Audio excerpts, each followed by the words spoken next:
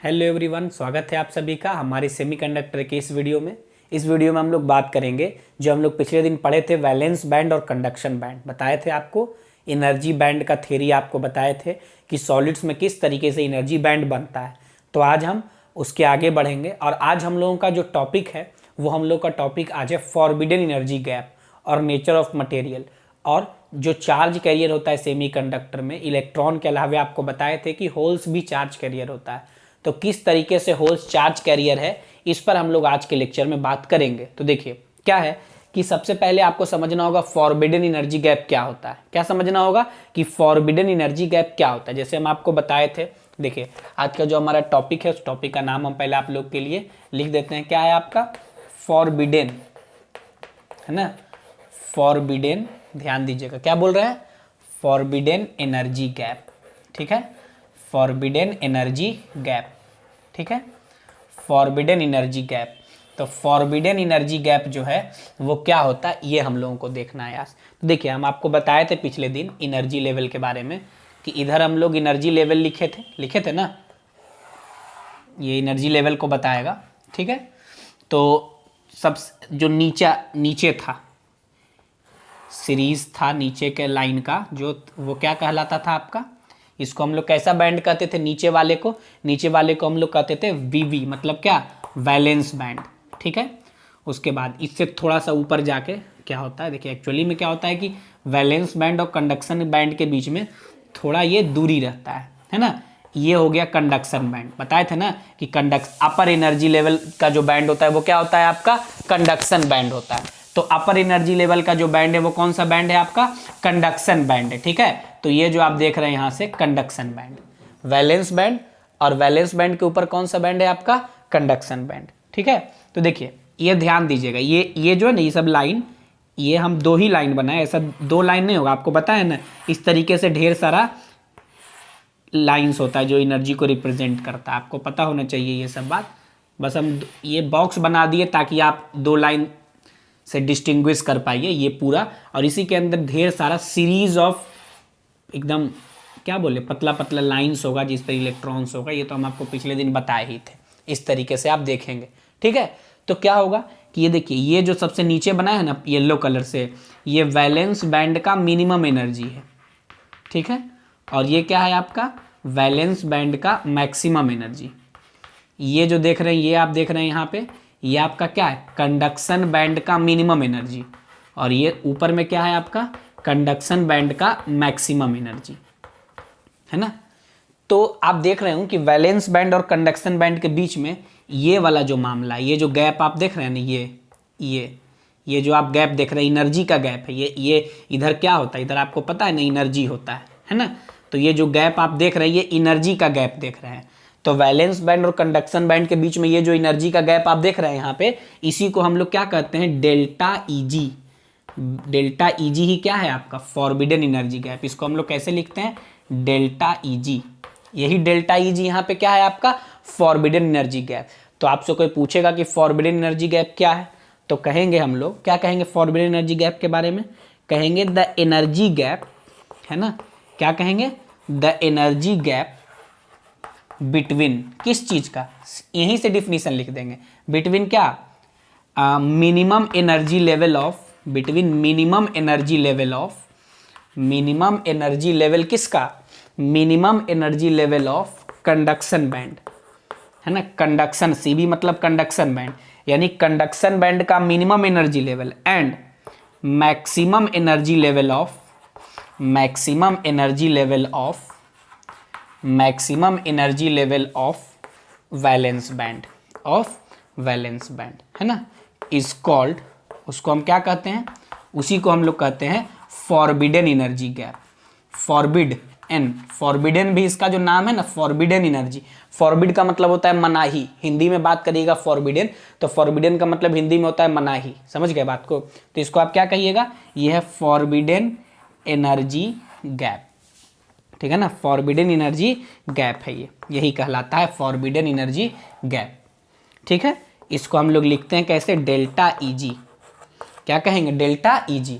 कोई कहेगा कि क्या होता है फॉरबिडन एनर्जी गैप, तो आप कहिएगा कि forbidden energy gap delta E G is equal to क्या कहिएगा forbidden energy gap delta E G, कहिएगा कि जो कंडक्शन बैंड का मिनिमम एनर्जी है और माइनस जो वैलेंस बैंड का क्या है मैक्सिमम एनर्जी है, इसी के बीच का जो एनर्जी का डिफरेंस है, गैप है, इसी को हम लोग क्या कहते हैं फॉरबिडन एनर्जी गैप कहते हैं, है ना। ये ध्यान रखिएगा, यानी वैलेंस बैंड का मैक्सिमम एनर्जी, क्या बोले वैलेंस बैंड का मैक्सिमम एनर्जी और कंडक्शन बैंड का मिनिमम एनर्जी के बीच का जो गैप होता है उसी को हम लोग क्या कहते हैं फॉरबिडन एनर्जी गैप कहते हैं। ये ध्यान रखिएगा। अब फॉरबिडन एनर्जी गैप का, जैसे इसका नाम एनर्जी गैप क्यों नहीं है, इसका नाम फॉरबिडन एनर्जी गैप क्यों है, तो याद रखना है कि फॉरबिडन एनर्जी गैप का कुछ कुछ प्रॉपर्टी होता है। क्या प्रॉपर्टी होता है, सबसे पहला नोट करके हम लोग लिखेंगे यहाँ से कि जो हमारा फॉरबिडन एनर्जी गैप है उसका कुछ प्रॉपर्टी है। क्या क्या प्रॉपर्टी है भाई, तो नोट में सबसे पहले पॉइंट में हम लोग लिख देते हैं। देखिए नोट में हम लोग सबसे पहला पॉइंट में क्या लिखेंगे, तो सबसे पहले पॉइंट में लिखेंगे कि नो इलेक्ट्रॉन्स आर फाउंड, यानी कह सकते हैं no electrons are permitted in, है ना, नो इलेक्ट्रॉन्स आर परमिटेड, है ना, कोई भी इलेक्ट्रॉन जो होता है परमिट नहीं होता है किसमें फॉरबिडन एनर्जी गैप। मतलब ये फॉरबिडन, ये मनाही किस चीज के है, इलेक्ट्रॉन के लिए ही है कि इलेक्ट्रॉन यहाँ नहीं रह सकता है। तो हम क्या बोले, no electrons are permitted in forbidden energy gap. Forbidden energy gap में कोई भी इलेक्ट्रॉन नहीं पाया जाता है, ये ध्यान रखना है, ठीक है। फॉरबिडन एनर्जी गैप में कोई भी इलेक्ट्रॉन्स नहीं पाया जाता है, ठीक है। अब दूसरा देखिए, दूसरा क्या बोल रहे हैं कि ऑन इंक्रीजिंग टेम्परेचर के बढ़ाने पे, on increasing temperature delta easy किसको कहते हैं फॉरबिडन एनर्जी गैप को कहते हैं। Delta easy decreases very slightly, decrease करता है लेकिन बहुत धीरे धीरे करता है, बहुत तेजी से नहीं, बहुत धीरे धीरे डिक्रीज करता है। किसके बढ़ाने से, टेम्परेचर के बढ़ाने से। ये एनर्जी का गैप कमता है लेकिन नेग्लेजेबल, मतलब बहुत स्लाइड चेंज आता है ना, स्लाइड डिक्रीमेंट आता है उसमें। यानी इस फॉरबिडन एनर्जी में यहाँ पे चाहे इलेक्ट्रॉन यहीं पाया जाएगा, नहीं तो इलेक्ट्रॉन यहीं पाया जाएगा। इस गैप में कोई भी इलेक्ट्रॉन जो होगा वो नहीं पाया जाएगा, इस गैप में कोई भी इलेक्ट्रॉन नहीं पाया जाएगा, पहली बात। दूसरी बात क्या है कि जब टेम्परेचर को बढ़ाइएगा तो एनर्जी का गैप घटेगा, ये ध्यान रखना, ये एनर्जी का गैप है।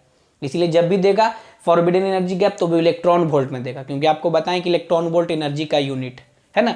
और इसका सबसे बड़ा सिग्निफिकेंस बताते हैं कि ये मटेरियल के नेचर को डिसाइड करता है कि मटेरियल इंसुलेटर होगा कि कंडक्टर होगा, है ना, कि सेमीकंडक्टर होगा। मतलब ये कितना इलेक्ट्रॉन वोल्ट है, यानी ये एनर्जी कितना, ये गैप कितना है, ये मटेरियल के नेचर को डिसाइड करता है ना।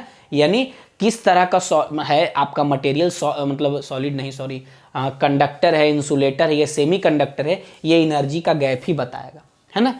तो इसको हम लोग पढ़ेंगे बहुत डिटेल में, पूछा जाता है आपसे, ठीक है, कि ये आप बैंड थ्योरी के हिसाब से मटेरियल को हम कैसे क्लासिफाई करते हैं। तो बैंड थ्योरी के हिसाब से हम बताते हैं कि बैंड थ्योरी के हिसाब से forbidden energy gap nature of material decide करता है। कैसे करता है ये हम लोग इसके बाद देखेंगे, इसके बाद वही हम लोगों को देखना है। तो हम लोग यहाँ पे क्या लिख रहे हैं भाई, यहाँ पे हम लोग लिख रहे हैं कि क्या लिख रहे थे, भूल गए, याद आ जाओ, हाँ, क्या कि फॉरबिडन एनर्जी गैप, है ना। क्या बोल रहे हैं कि forbidden energy gap, forbidden energy gap, जो फॉरबिडन एनर्जी गैप है वो क्या करता है, decides, forbidden energy gap decides the nature of material. ये नेचर ऑफ मटेरियल डिसाइड करता है ना, नेचर ऑफ मटेरियल, है ना।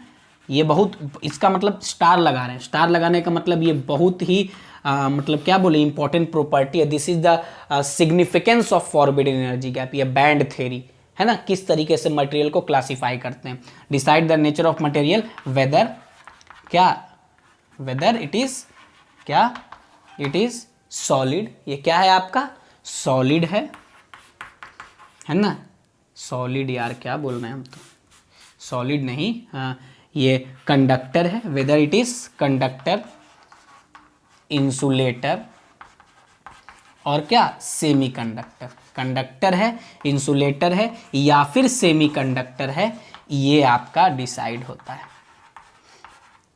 सेमी कंडक्टर, है ना।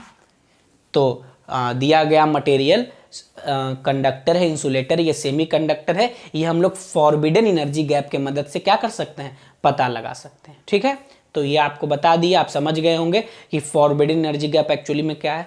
ये आपको पिक्टोरियली दिखना चाहिए, प्रैक्टिकली एनालाइज करिए, विजुअली आप देख रहे हैं, अपने साक्षात देख रहे हैं ये क्या होता है, यही एनर्जी का गैप है ना। दोनों सटा हुआ नहीं रहता है, ये एनर्जी का गैप ही फॉरबिडन एनर्जी गैप कहलाता है। और इसमें इलेक्ट्रॉन नहीं पाया जाता है, टेम्परेचर के साथ ये घटता है, छोटा होता है ना। और ये इसका साइज जो है वो डिसाइड करेगा कि जो है मटेरियल क्या है, कंडक्टर है, इंसुलेटर या फिर सेमी कंडक्टर है। ठीक है, अब आप इसको नोट करिए, फिर हम लोग आगे बढ़ेंगे।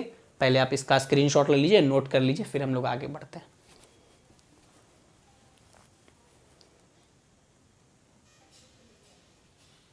देखिए क्या बात करेंगे अब हम नेचर ऑफ मटेरियल का, कि क्या होता है नेचर ऑफ मटेरियल, किस तरीके से डिसाइड होता है। तो देखिएगा, ध्यान दीजिएगा, यहाँ से हम लिख रहे हैं नेचर ऑफ मटेरियल, कौन डिसाइड करेगा, फॉरबिडन एनर्जी गैप। तीन तरह का नेचर होता है मटेरियल का, है ना।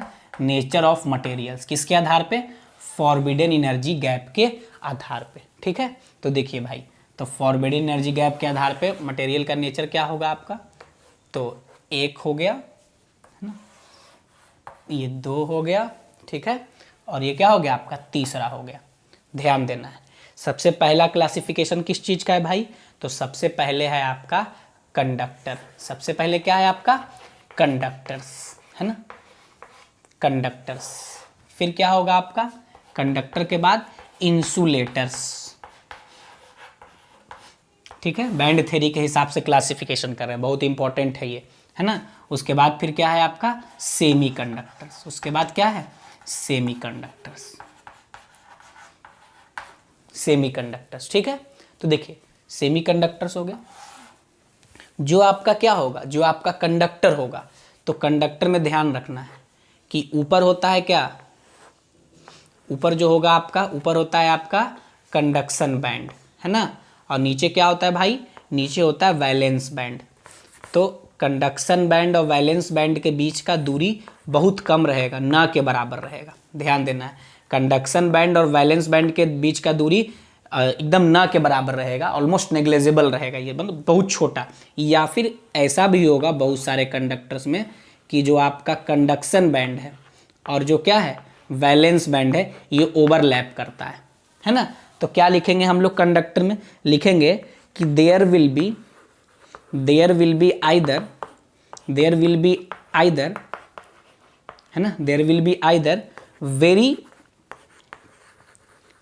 Very small energy gap, very small energy gap, है ना, ये, या फिर और आप ये भी कह सकते हैं कि कंडक्शन बैंड आइदर लिखें, मतलब चाहे तो बहुत छोटा गैप होगा, या conduction band and valence band will overlap.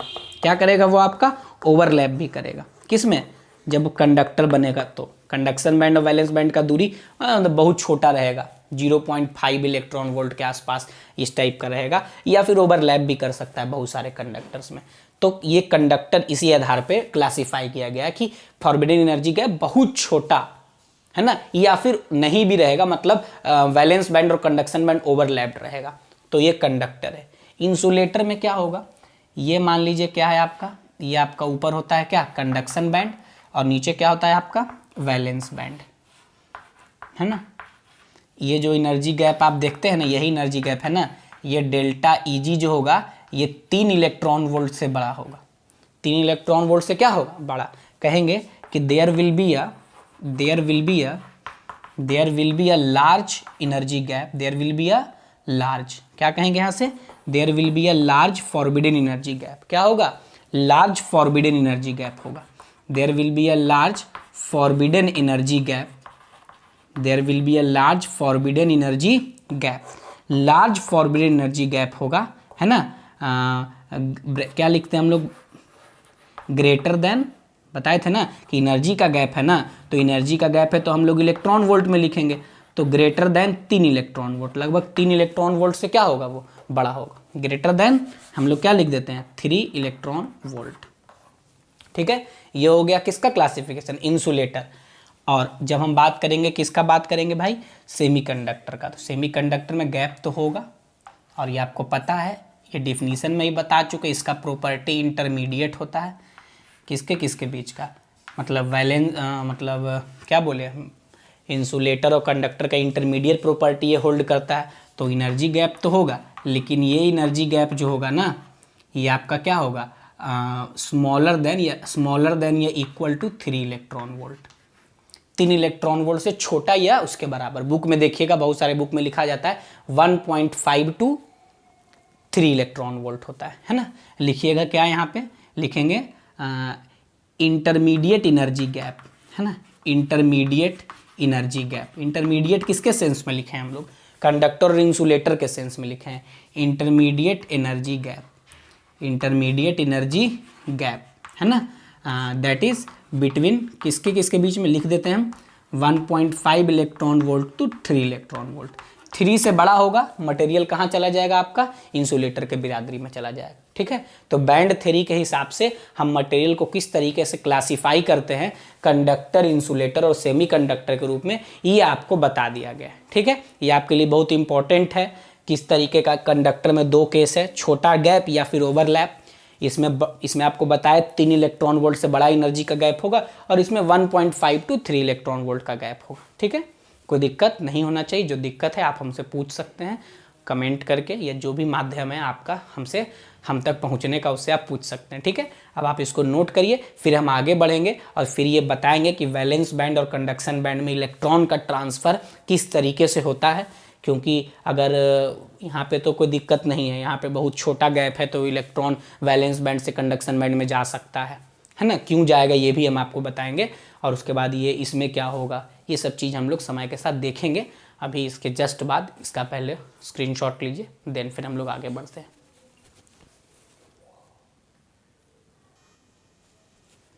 देखिए अब हम बात करेंगे जो बहुत ही इंपॉर्टेंट है सेमीकंडक्टर के लिए, होल और इलेक्ट्रॉन का कॉन्सेप्ट। इलेक्ट्रॉन का तो नाम आप लोग सुने होंगे, होल का भी नाम सुने होंगे, लेकिन सेमीकंडक्टर के रेफरेंस में नहीं।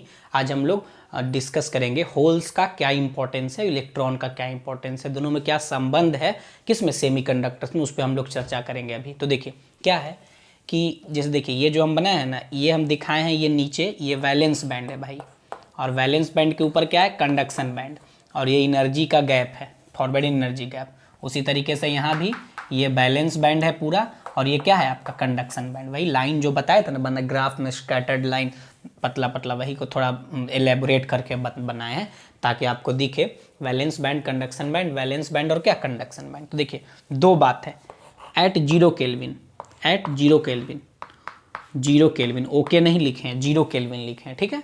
और एट रूम टेम्परेचर, ध्यान देना है, रूम टेम्परेचर पता है ना 27 डिग्री सी होता है, यानी 300 केल्विन के आसपास। एट रूम टेम्परेचर मतलब हायर टेम्परेचर, रूम टेम्परेचर हम लोग कोई भी मटेरियल लेंगे तो रूम टेम्परेचर पर ही बात करेंगे हम उसका। तो ये आपका 0 केल्विन पे, और ये किस पे हम लोग बात करेंगे भाई, रूम टेम्परेचर पे बात करेंगे, ठीक है। तो देखिए क्या होगा यहाँ से, 0 केल्विन पे क्या होता है ना, 0 केल्विन पे जो आपका वैलेंस बैंड, हम ये मानेंगे यहाँ पे, इससे बना रहे हैं वैलेंस बैंड में इलेक्ट्रॉन्स भरा हुआ है। 0 केल्विन पे देखिए ऐसे बना रहे हैं, ये जो बनाया है ना भरा हुआ डॉट, ये इलेक्ट्रॉन को दर्शा रहा है, किसको दर्शा रहा है, ये इलेक्ट्रॉन को दर्शा रहा है, ठीक है। भरा हुआ डॉट किसको दिखा रहा है, इलेक्ट्रॉन को, है ना। देखिए क्या है, 0 के आपको बताए थे कि 0 केल्विन पे वैलेंस बैंड इलेक्ट्रॉन से भरा हुआ रहता है, अब कंडक्शन बैंड खाली रहता है, मान लीजिए एक 8 इलेक्ट्रॉन हम अपना संतुष्टि के लिए बना दिए, ऐसे ये एम्प्टी रहता है ना। ये जो भरा हुआ डॉट बना रही है ये सब इलेक्ट्रॉन है, ये सब जो बनाए ना ये सब इलेक्ट्रॉन है, यानी 0 केल्विन पे वैलेंस बैंड इलेक्ट्रॉन से भरा हुआ, कंडक्शन बैंड में एम्प्टी बैंड है, मतलब थोड़ा बहुत ना के बराबर उसमें इलेक्ट्रॉन है। यहाँ पे क्या है भाई, जब टेम्परेचर बढ़ेगा, तो देखिए टेम्परेचर बढ़ेगा तो क्या होता है ना कि टेम्परेचर बढ़ने से एनर्जी का गैप थोड़ा छोटा होता है। टेम्परेचर बढ़ने से क्या होगा, इसमें थोड़ा बड़ा दिख रहा है लेकिन छोटा होता है, और टेम्परेचर बढ़ने से इलेक्ट्रॉन को एनर्जी मिलता है, इलेक्ट्रॉन को एनर्जी क्या होता है, मिलता है। और जैसे इलेक्ट्रॉन को एनर्जी मिलता है ना, तो यहाँ पे जो इलेक्ट्रॉन्स है, देखिए हम अभी वही चीज़ यहाँ भी डिपिक्ट कर रहे हैं जो बगल में बनाए हैं, बस अंतर टेम्परेचर का, अलग अलग टेम्परेचर पे हम दिखा रहे हैं।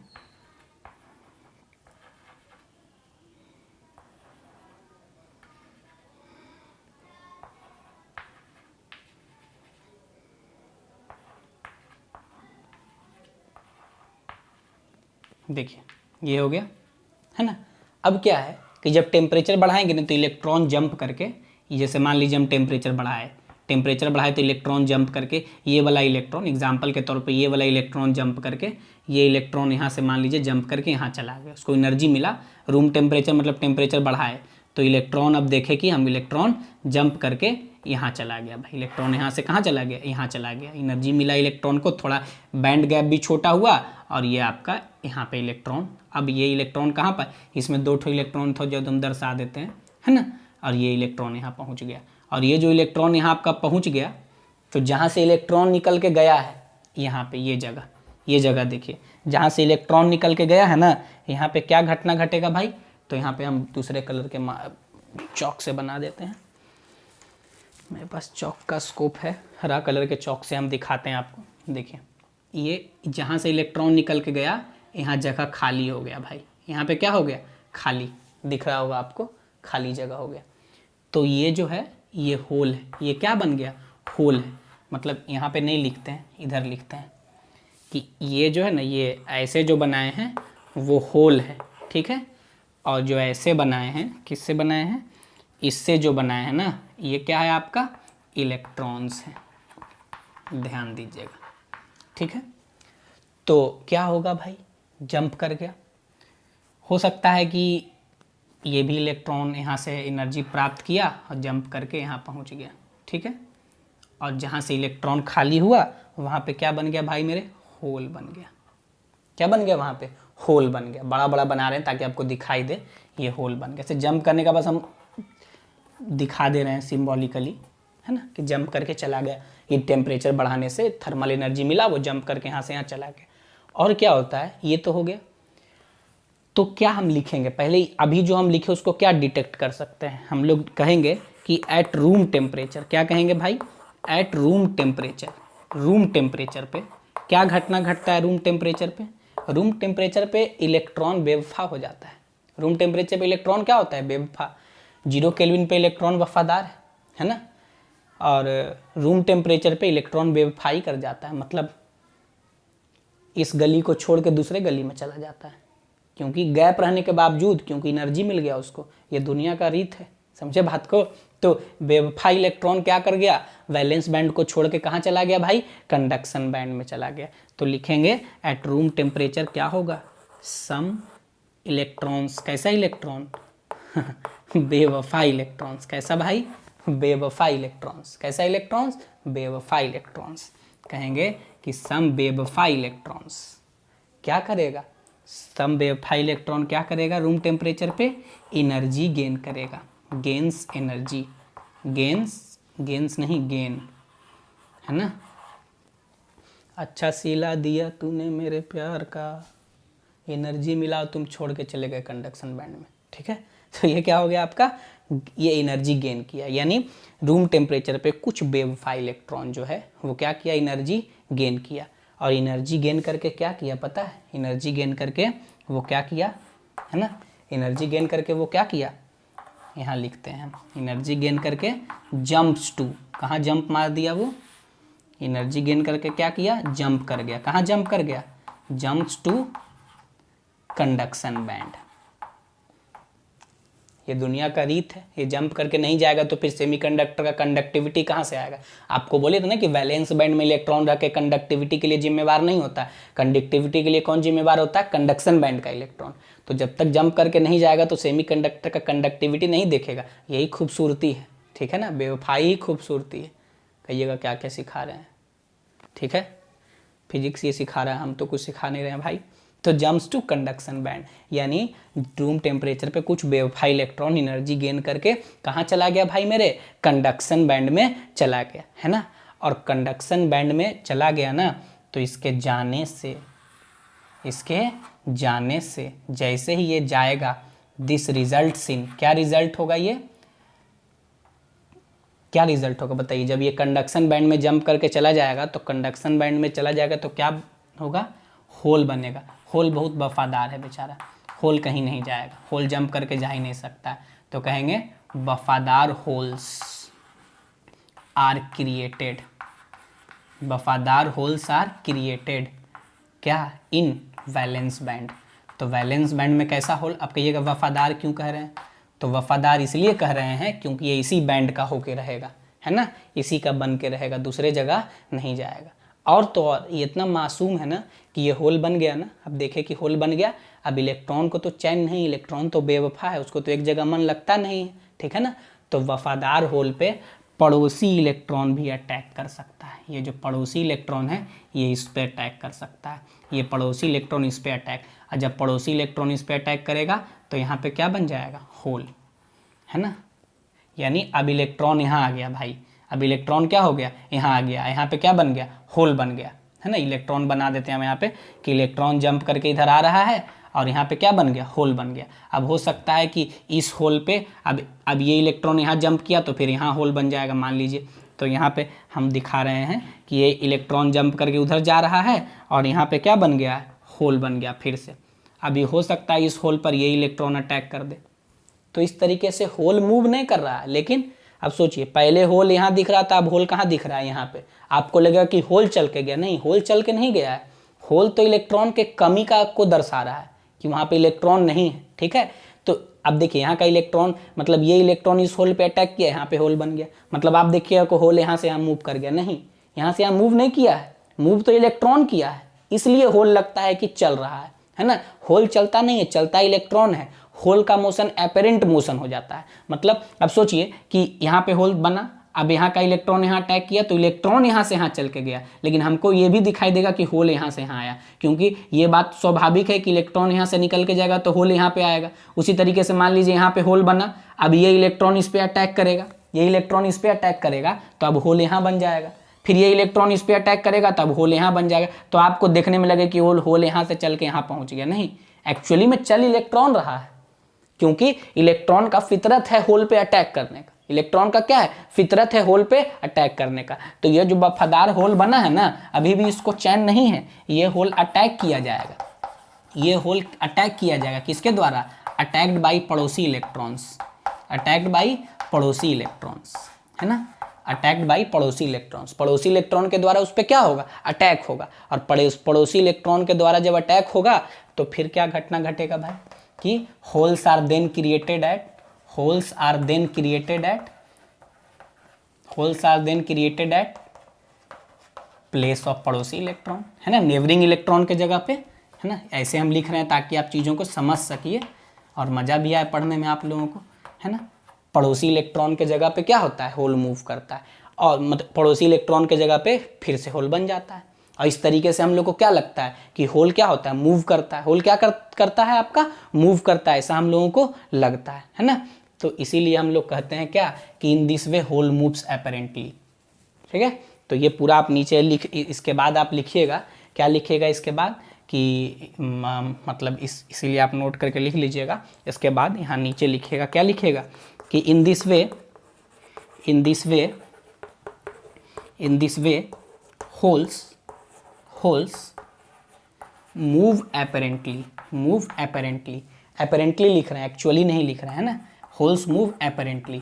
और इस तरीके से हम क्या कहते हैं, होल्स एपरेंटली मूव करता है, नॉट एक्चुअली, है ना, एपरेंटली मूव करता है, नॉट एक्चुअली, एक्चुअली मूव नहीं करता है। कैसे मूव करता है, एपरेंटली मूव करता है, ठीक है ना, एपरेंटली मूव करता है, एक्चुअली मूव नहीं करता है। क्या ध्यान रखिएगा कि इस तरीके से होल एपरेंटली मूव करता है, एक्चुअली में कौन मूव करता है, एक्चुअल मोशन किसका होता है, इलेक्ट्रॉन्स का, होल्स का नहीं। एक्चुअल मोशन इलेक्ट्रॉन का होता है ना, एक्चुअल मोशन होल का नहीं होता है। एक्चुअली में जहाँ से इलेक्ट्रॉन खिसकता है वहाँ पे होल बन जाता है, और उस होल पे पड़ोसी इलेक्ट्रॉन अटैक करता है तो उस होल के जगह पे इलेक्ट्रॉन जाता है, पड़ोसी इलेक्ट्रॉन के जगह पे होल। तो इस तरीके से लगता है कि होल भी चल रहा है ना, लेकिन चलता एक्चुअली में इलेक्ट्रॉन है, और ये जंप करके यहाँ जाता है। यही सब इलेक्ट्रॉन जो जंप करके जा रहा है ना, मान लीजिए ये भी इलेक्ट्रॉन यहाँ जाएगा जंप करके, एक इलेक्ट्रॉन यहाँ बढ़ गया। इसी तरीके से वैलेंस बैंड से कंडक्शन बैंड में इलेक्ट्रॉन जंप करके जाता है, और जितना ज़्यादा इलेक्ट्रॉन जंप करके जाएगा उसका कंडक्टिविटी उतना ज़्यादा होगा। और जो इलेक्ट्रॉन इस बैंड में पाया जाता है, बता चुके हैं, वो कंडक्शन के लिए जिम्मेवार नहीं होता है, इलेक्ट्रिकल कंडक्टिविटी के लिए जिम्मेवार होता है कंडक्शन बैंड में पाया जाने वाला इलेक्ट्रॉन। ये बात आप ध्यान रखेंगे, ठीक है। तो इस तरीके से हम देख लिए कि इलेक्ट्रॉन और होल का क्या कॉन्सेप्ट है। इलेक्ट्रॉन तो आप जान रहे थे होल क्या है, तो इलेक्ट्रॉन का जो जगह खाली होता है वैलेंस बैंड में वही होल होता है। वैलेंस बैंड में याद रखना, कंडक्शन बैंड में नहीं। कोई पूछेगा होल क्या है तो कहेंगे द वैकेंट सीट या the vacant place of electrons in valence band, not in conduction band. Electrons दोनों बैंड में पाया जाता है, वैलेंस बैंड और कंडक्शन बैंड, लेकिन होल्स केवल किस में पाया जाएगा, वैलेंस बैंड में पाया जाएगा। तो ध्यान रखना है कि होल क्या है, होल वैकेंसी है। होल दिखाता है कि इलेक्ट्रॉन का कमी हुआ है, यहाँ पे इलेक्ट्रॉन यहाँ से जंप करके दूसरे जगह गया है। इसीलिए कहा जाता है कि hole is a seat of positive charge, क्योंकि ये निगेटिव चार्ज के डिफिशियंसी से बना है। ये सारा पॉइंट हम लोग लिखेंगे। और कंडक्शन में दोनों जिम्मेवार है, होल और इलेक्ट्रॉन दोनों, क्योंकि जितना ज़्यादा होल्स होगा उतना ज़्यादा इलेक्ट्रॉन से यहाँ जंप किया होगा, है ना। तो होल्स और इलेक्ट्रॉन दोनों जिम्मेवार है, ठीक है। जो प्योर सेमीकंडक्टर है, जो आपका इम्प्योर या एक्सट्रिंजिक सेमीकंडक्टर है, आगे हम पढ़ाएंगे, उसमें हो सकता है कि इलेक्ट्रॉन का संख्या ज़्यादा हो जाए होल से, तो वो इम्प्यूरिटी ऐड करने के बाद, डोपिंग के बाद ऐसा घटना घटता है। जो प्योर सेमीकंडक्टर होगा उसमें ये चीज़ आप देखिएगा कि होल और इलेक्ट्रॉन का संख्या बराबर होगा। वैलेंस बैंड में जितना होल बनेगा, कंडक्शन बैंड में उतना ही इलेक्ट्रॉन होगा प्योर में। लेकिन इम्प्योर मतलब इम्प्यूरिटी ऐड करेंगे, डोपिंग करेंगे ना, तो डोपिंग करने के बाद क्या घटना घटेगा कि हो सकता है कि इसमें होल का संख्या ज़्यादा हो, इसमें इलेक्ट्रॉन का संख्या ज़्यादा कम हो उसके तुलना में। हो सकता है कि इलेक्ट्रॉन का संख्या ही ज़्यादा हो जाए, होल का संख्या इसमें कम हो, तो वो इम्प्योर में होता है, वो हम लोग देखेंगे आगे। लेकिन इन शॉर्ट आप यही समझिए कि इलेक्ट्रॉन जहाँ से जंप करता है उस जगह पे होल बनता है ना। और होल को इसीलिए कहा जाता है कि चूंकि ये इलेक्ट्रॉन के जंप करने से जो खाली जगह हुआ है वहां पे होल बना है, इसीलिए होल को कहा जाता है कि सीट ऑफ पॉजिटिव चार्ज है होल, ठीक है। तो ये ध्यान रखेंगे, होल मूव नहीं करता है, मूव इलेक्ट्रॉन करता है। होल का एपरेंट मोशन होता है इलेक्ट्रॉन के मोशन के कारण ही, ठीक है। ये सारा बात हम लोग लिखेंगे पॉइंट वाइज। पहले आप ये सब का स्क्रीनशॉट ले लीजिए।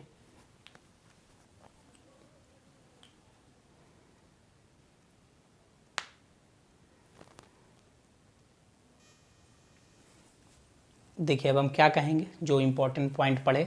इलेक्ट्रॉन को तो आप जानते हैं कि इलेक्ट्रॉन करंट कैरियर है ना। लेकिन सेमीकंडक्टर में क्या है आपका, होल्स, है ना। होल्स एक्ट एज, क्या लिखेंगे, होल्स एक्ट एज, है ना।